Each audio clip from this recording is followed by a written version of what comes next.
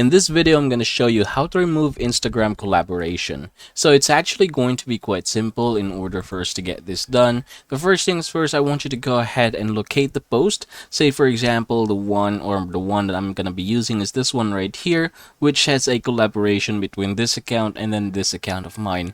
So both accounts are mine, and I'm going to show you how to get this done. First things first, I want you to tap this three vertical dots here.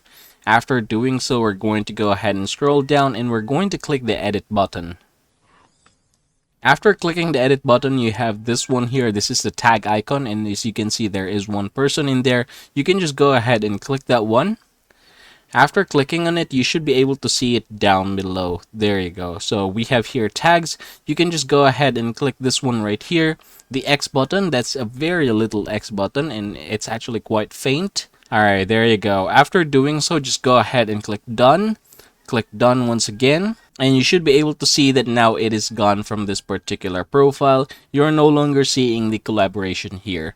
And yep, that is how you're going to get this done. I hope this video helps you out.